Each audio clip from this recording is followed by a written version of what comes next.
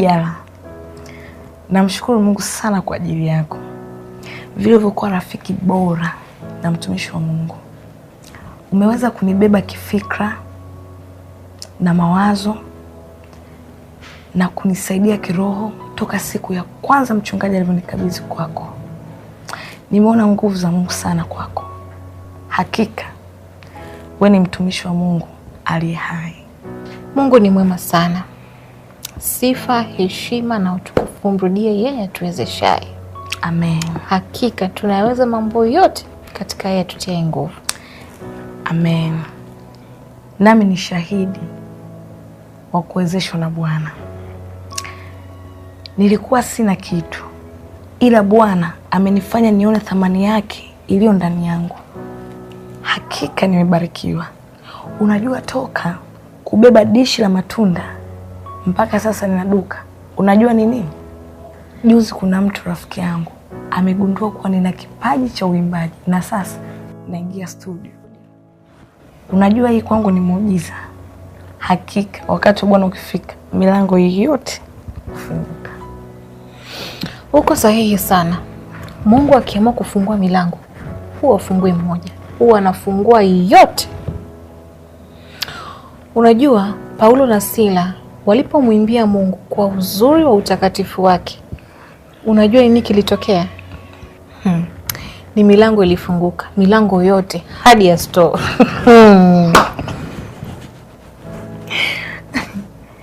Bwana amefungua milango na bado utaona milango zaidi.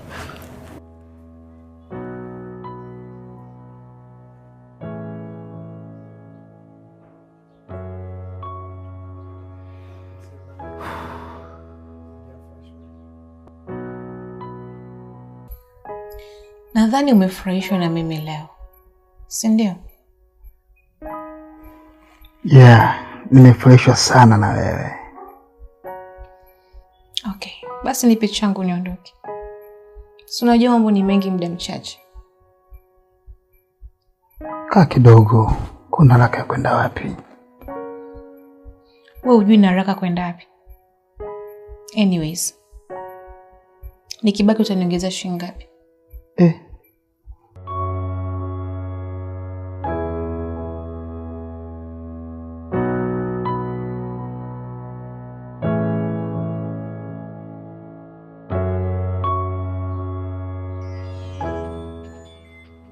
Wow. Hello Rose. Hello. Nakumbuka tu siku ile ya mwisho tulionana na ukawa na haraka. Hukutaka kukaa na mimi, nikakubembeleza tulale ukawa na haraka. Ila najua siku hizi utakuwa umetulia. Yale mambo umeachana nayo. Tukikutana hautakuwa na haraka kama ulivyokuwa kipindi kile, si ndivyo? Ni kweli, siku hizi sina haraka kama mwanzo. Hivyo nitakuenjoy zaidi ya mwanzo sana tu. Nataka kwanza nikununulie simu kubwa. Maana naona wewe kutokuwa na simu kubwa ni kama najipunja mwenyewe. Maana hata nashindwa kukuona siku hizi umenenepa au bado uko vile vile. Ukoje siku hizi? Niko vile vile kama ulivyoniona. Okay. Napambana nikununulie simu kabisa ili niwe nawasiliana na wewe kwa uhuru zaidi. Asante mpenzi wangu, nitafurahi sana. Na mimi nakuahidi hizi siku chache zijazo tutaonana pale kanisani kwetu, nitakuelekeza uje. Luma. Naam. Msanii kama huyu tunashughulika naye. Muda sio mrefu atakwenda kuwa maarufu. Nimezungumza na wewe mara ya kwanza siku ile. Ndio. Nazungumza tena leo kwamba ni muhimu sana tukawa na mkataba mzuri wa kulinda haki ya pande zote mbili. Upande wangu lakini pia upande wako wewe pamoja na msanii wako. Ndio. Kuweza kujua tuna vitu ambavyo vinasomana ili kila mmoja aweze kuwa na haki yake. Sasa sijui umejipangaje kwenye hilo ndugu yangu? Yeah. Ni kweli kabisa, hata mimi nakubaliana na hilo. Na mimi kiukweli niko tayari kuhakikisha namsaidia na namsimamia. Lakini pia nilitamani na wewe usimamie kila kitu. Lakini pia nilikuwa nafikiri kwenye swala hili la uwekezaji. Tukae chini tukubaliane mimi na wewe. halafu tuangalie tunamsaidia vipi. Kwani kwa mimi uchumi wangu kidogo tofauti na wako. Kwa hiyo tumsaidie. Hapa tujasimama Luma, tumekaa chini. Naam. Kwa hiyo tuzungumze kwamba mimi niweze kuangalia kwa upande wangu vitu gani ambavyo nitaweza kufanya. Ukichukulia mambo ya kurekodi haya, gharama za studio na kila kitu, lakini pia kwenye kumtangaza huyu msanii, na upande mwingine anahitaji kuwa na sehemu nzuri ya kuishi. Kwa nimesema upande wangu itabidi nitafute gari zuri la kutembea lenye hadhi ya kistar, kwa sababu anakwenda kuwa star. Lakini vile vile kujua atakaa wapi, lakini pia tuweze kujua kuhusiana na haki zetu tunazilindaje. Nimekuambia kwamba tusipolinda mwanzoni, vitu baadaye vinaanza kuja kuvurugika. Anaweza kuja mtu mwingine baadaye ameshakuwa maarufu, anaweka mahela mengi. Sasa hivi unasema mimi na hela nyingi, lakini kumbe baadaye akatokezea mwenye pesa nyingi zaidi, mimi nikajikuta nimepoteza. Kwa hiyo tunahitaji mkataba mzuri wenye kulinda haki za pande zetu wote. Yeye ajue umemtafutia producer mzuri na eneo zuri, lakini pia ajue na wajibu wa kuishi. Nimekuuliza Luma, umejiandaaje kuishi na au kumsimamia mtu ambaye ni star? Star anapendwa na kila mtu. Star maana yake ni nyota. Unapita sehemu kina mama wanamshangilia, wababa wanamshangilia. Yaani mtu mnapita mahali watu wanamfahamu yeye, hawakufahamu wewe. Ni kweli. Umejiandaa kwenye hilo? Nimejiandaa na Mungu atatutia nguvu. Mambo yote yatakuwa. Anapita sehemu wanaume wanashtuka. Wanawake wanashtuka, watoto. Na sasa ni muhimu kumfunga mkataba mzuri, ajue haya ni maisha anayopaswa kuyaishi kwa namna hii. Wasanii wengine wanapiga simu tena hapa. Kila msanii anapenda kuja kurekodi kwenye studio yetu.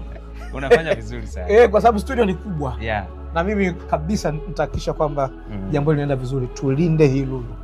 Basi sawa, mimi nafikiri hebu tufanye haraka iwezekanavyo ili tuweze kufanya hili jambo liende kwa wepesi kabisa.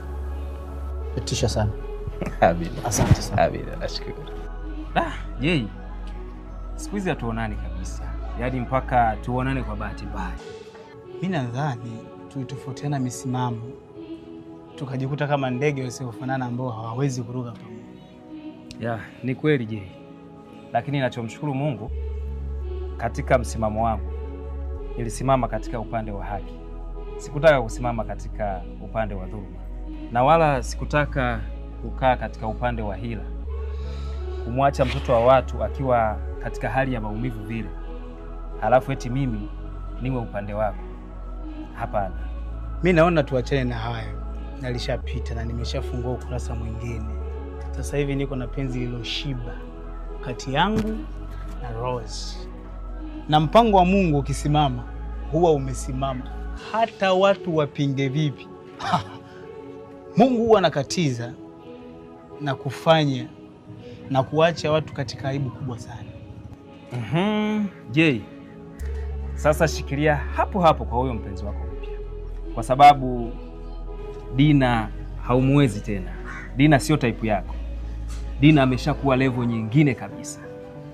Dina sasa hivi ana duka la nguo, lakini pia Dina imegundulika ana kipaji, anaimba vibaya sana, na nafikiri muda sio mrefu utaanza kumuona kwenye majukwaa akiwa na maisha mengine kabisa, sio kama yale uliomdhulumu haki yake ya kuwa mtu wa thamani. Na kamwe sitamuhitaji asonge mbele, ila urafiki wangu na wewe uendelee pale pale, maana tumetoka mbali sana. Ni kweli Jay, nakubaliana na hilo kwa 100% kabisa. Ila tuendelee kumwomba Mungu azidi kutusaidia. Baba, namshukuru Mungu sana. Naona kama miujiza inapandana. Hakika Mungu ni mwema sana. Maana toka nianze kumwabudu Mungu na kumpenda na kuyaishi yote niliyoambiwa, hakika yake namuona katika miujiza, ishara na ajabu nyingi sana sana. Mungu wetu ni mwema. Na yeye ana kila kitu, lakini anakitoa kwa utaratibu.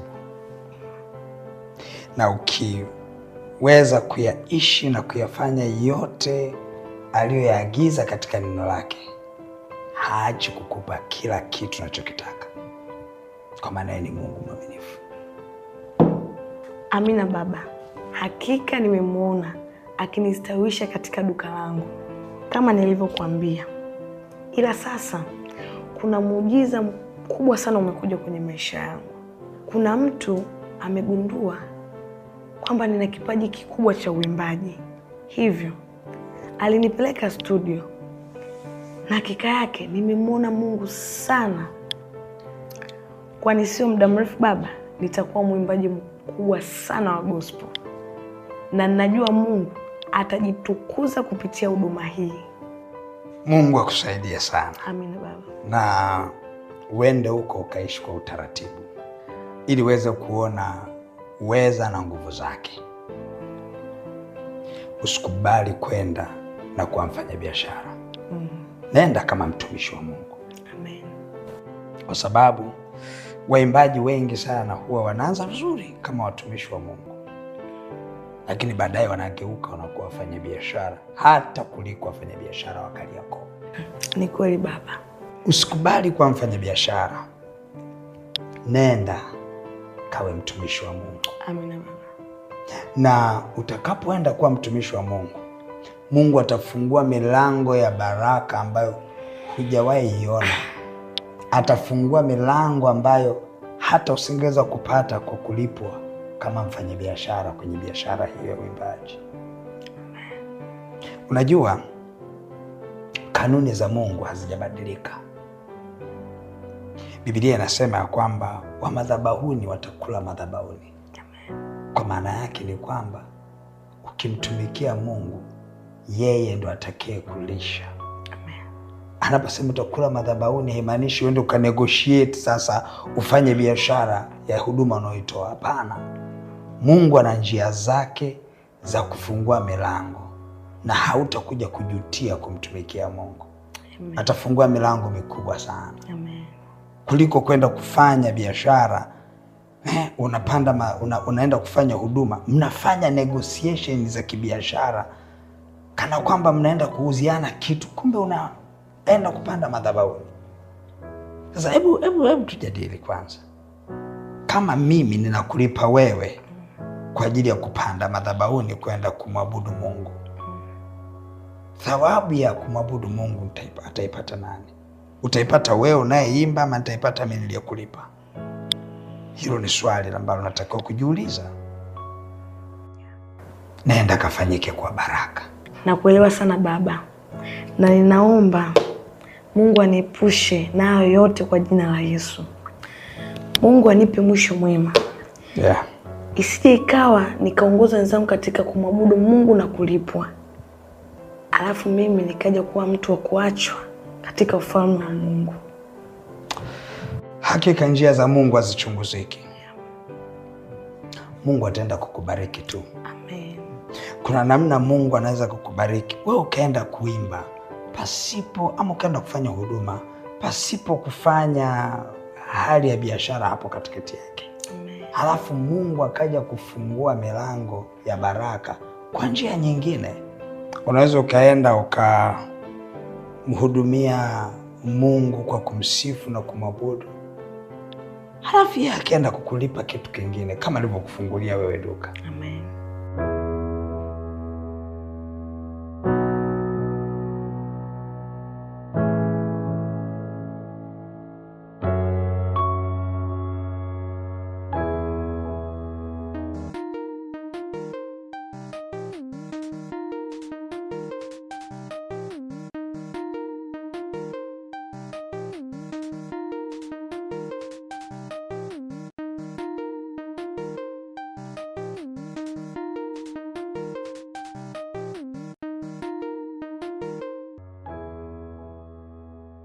Sandra, Bwana Yesu asifiwe. Kulikoni tena? Unataka kupaa mbinguni nini? Mbona salamu za uoga wa maisha zimeanza? Mbona kupaa? Jamani. Sandra, unajua sasa tumekamatika kweli ndugu yangu. Yaani, nilivyotoka hapo nyumbani kwako, huwezi kuamini. Nimeona nimeondoka na ukovu wangu, sasa hizi najiona mpya. Yaani mchungaji amenihubiria hapo. Yaani hivi ninavyokuambia sasa hivi Sandra, nimejawa na Roho Mtakatifu. Sema kitu kimoja tu. Bado sijajua tu kuongea hizo lugha zao za mbinguni. Lakini nipe muda, nitaongea. Yaani naapa sasa hizi na kazi ya kama kusoma kidogo Biblia nisipoielewa. Nampigia mchungaji ananielewesha vizuri na ielewa. Hongera. Sasa Sandra, nilikuwa nataka nikwambie, baadaye hivi nitakuja nyumbani kwako huko na kuja kufanya maombi pamoja na mchungaji. Maana saa hizi nahitaji sana huduma ya kiroho ili niweze kukua zaidi. Okay. Sandra, kuna shida yoyote? Hakuna shida. Mbona kama sikuelewi, yani una sound kama sio wewe kufahamu mimi?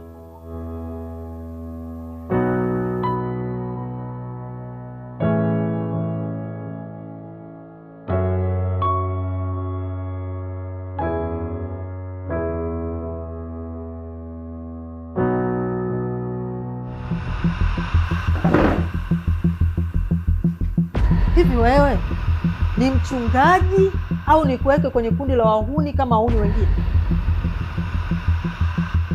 Kuna kitu gani kinachoendelea kati yako wewe na Sasha? Maana naona kuna mambo yanaendelea chini kwa chini na hata siyajui.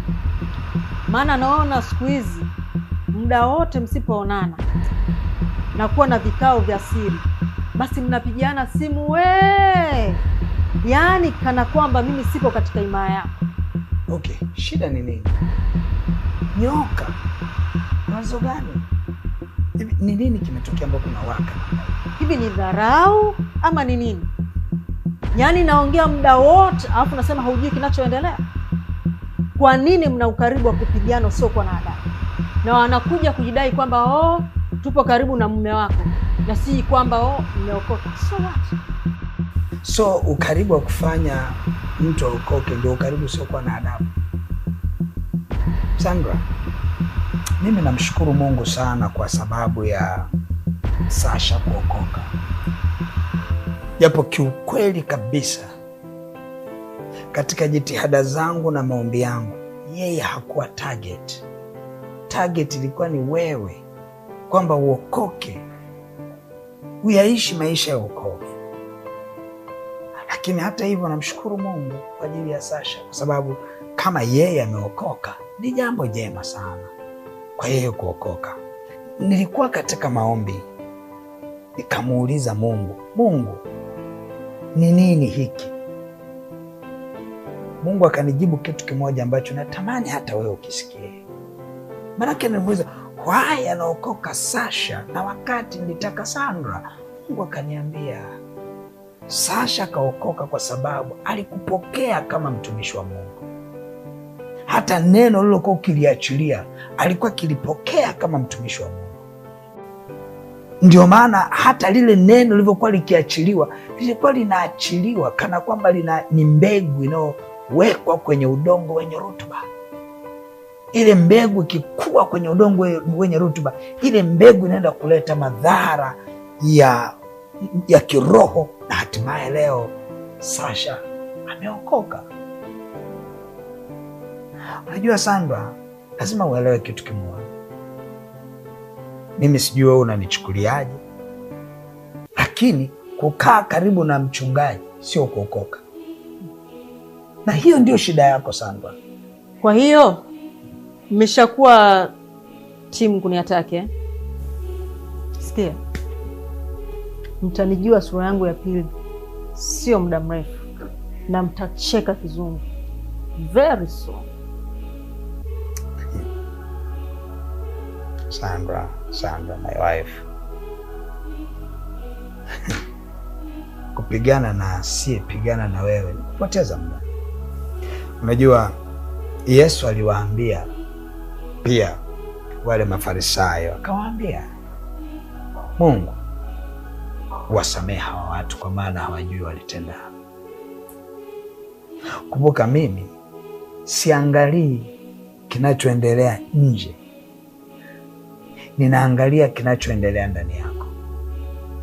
Na ndio maana na mimi naishia kusema, Baba, umsamehe mke wangu kwa maana hajui alitendalo.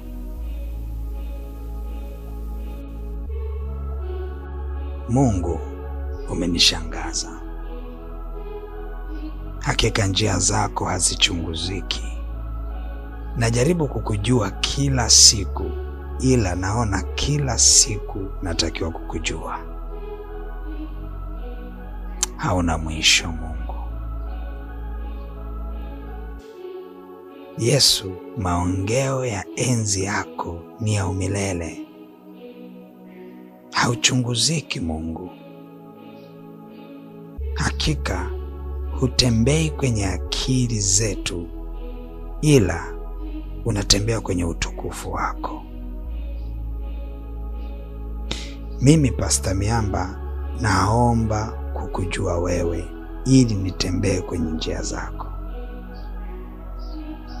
Wewe ni mpya kila siku Mungu wangu. Hata hili bado limenishangaza kweli. Wewe Mungu hauna upendeleo. Ukweli wangu, mimi nilijua utaanza na kumwokoa mke wangu Sandra. Hatimaye mwenzake ameokoka, ila yeye hana mpango kabisa wala haonyeshi dalili. Lakini nina neno moja tu kwako Mungu wangu. Bado ninakuamini. Ninakuamini Mungu wangu ya kwamba utatenda kwa wakati wako na kwa njia zako. Usiniache Mungu. Tenda. Tenda Jehova. Nimekuwa nikiwaza maisha yangu bila Jara angekuwaje. Nahisi kuchanganyikiwa, ingawa tayari nimeshakupata Jara.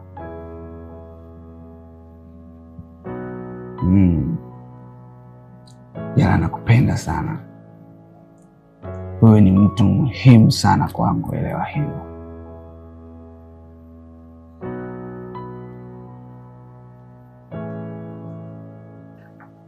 Ona Mungu alichonitendea. Kanipa mwanamke ambaye nayempenda, na hapo hapo kanipa mwanamke ambaye ni zaidi ya mtumishi kwenye maisha yangu. Asante kwa kunipenda mwalimu. Nami pia nakupenda sana.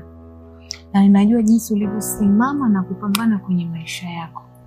Hakika wewe ni mpambanaji. And also ni handsome. Come on.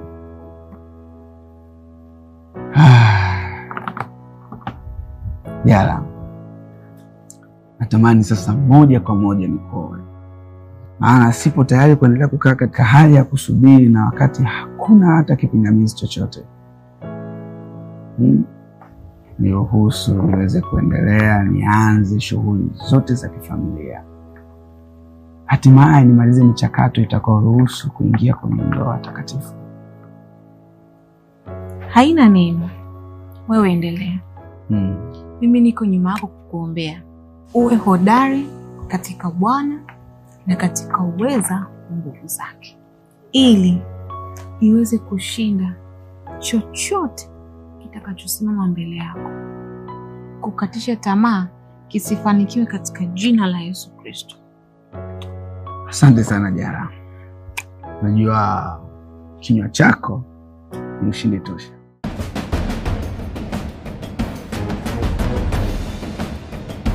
Ni matumaini yangu ya kwamba umefurahia na umebarikiwa na tamthilia hii na episode hii uliyoiangalia. Endapo ungetamani kusupport huduma hii ili iendelee kufanya kazi nzuri na kuendelea kufanya filamu nzuri, unaweza kusupport huduma hii ikawa ni sadaka yako. Utaiachilia hiyo sadaka kwenye hiyo account number yetu ya Holy Movies, nasi tutaipokea kwa moyo wa shukrani na tutamtukuza Mungu kwa ajili yako. Amen. Naitwa Pastor Miamba.